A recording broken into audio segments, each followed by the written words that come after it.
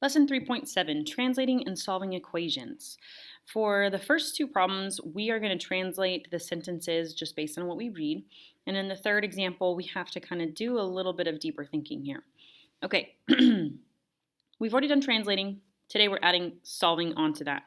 So we're going to start with what we read. The first thing we read is 36 decreased by. So I'm going to stop and I'm going to write 36 decreased by, so that's 36 minus. And then I read the next sentence, the next part of the sentence, which says 3 times number. So I'm going to write 3, and for a number, I'm just going to use x. Finally, in this sentence, I read is 27. Well, the word is means we use equals and then equals 27. And then it asks us, what is the number? In other words, what is x? Well, we have an equation. We're going to go ahead and just set up our equation and we're going to solve. So 36 minus 3x is equal to 27. First thing we're going to do is get rid of the 36 using subtraction. All right, so now we've got negative 3x is equal to negative 9. Finally, to get x by itself, we're going to divide both sides by negative 3. So we get x is equal to 3. Okay, now don't forget to check your answer using your calculator. Is 36 minus 3 times a number, and I'm saying I think the number is 3. This should give me 27, and it does. Awesome. All right, example 2, here we go. On the QCA, Tom's score was, so I'm going to start here. Tom's score was. So I'm going to say Tom's score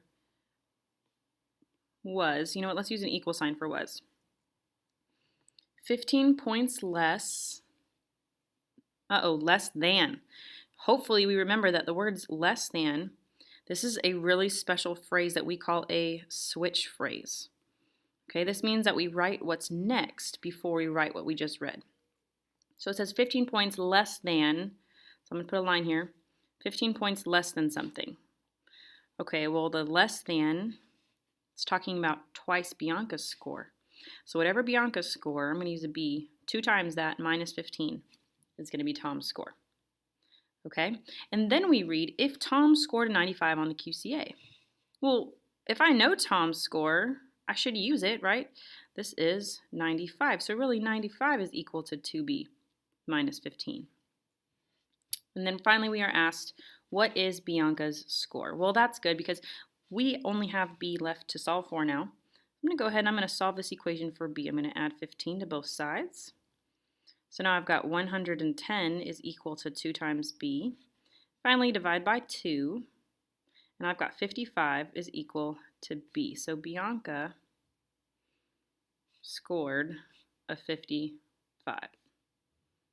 Okay, again, let's check it. If I say, okay, Tom scored 15 points less than twice Bianca's score. So twice Bianca's score, I think it's a 55. And then 15 less than that. So minus 15, I should get 95. And I do. Okay, last example. Here we go.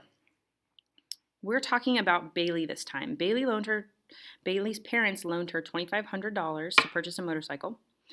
Bailey agreed to make monthly payments in the amount of $125 until the loan is paid off. So define the variables. In this case, we kind of already have them over here.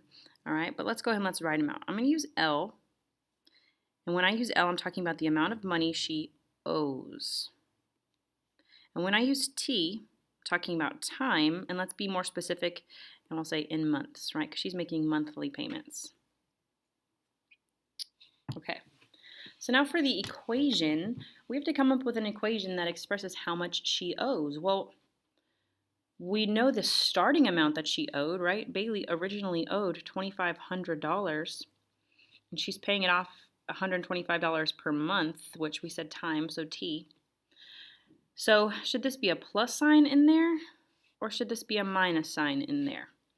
Well, let's think about it. Okay, the $25 is how much she's owing.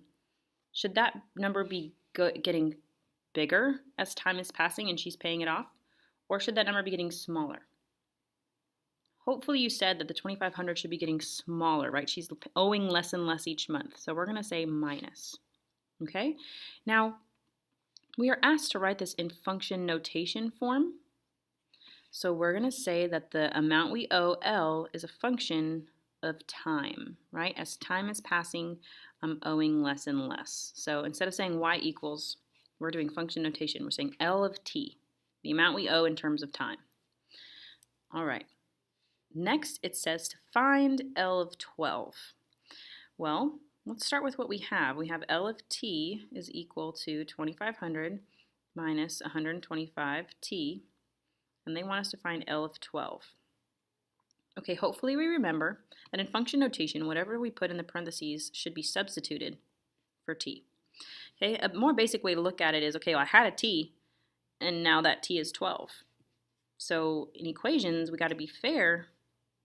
If I had a t, well, I guess now it's supposed to be a 12. All right, we still have L of 12 on the left. Remember, that's notation. We don't actually calculate with this. And then we're supposed to find out what's 2,500 minus 125 times 12. And notice that I'm typing it in my calculator exactly like I wrote it on my paper. Okay, I get 1,000. L of 12 is 1,000. Well, what does this represent? Well, function notation is great because we can see that the amount she owes after 12 months is $1,000, right? So we're going to say Bailey owes $1,000 after 12 months. Okay, last but not least, how long will it take Bailey to pay off the loan? Let's write our equation again, right? L of t is equal to 2,500 minus 125t. We want to know how long will it take her to pay off the loan. You could probably figure this out on your own, honestly, right? You can probably figure this out on your own. However, let's look at our equation. Let's remember that t is time, and L, right? L of t is talking about how much we owe. So if I've paid off my loan, doesn't this mean I owe nothing? Right? It's paid off. So I'm going to use a 0 for L of t. I don't owe anything. 0 for L of t equals 2,500 minus 125t. Well, this leaves me in a really good place because I can solve now. I just have one variable. I just have t. I'm looking for time, right? How long? So we're going to solve for t, which means I need 2,500 to go away, and I need the negative 125 to go away. Remember, order does matter. We're going to start using subtraction.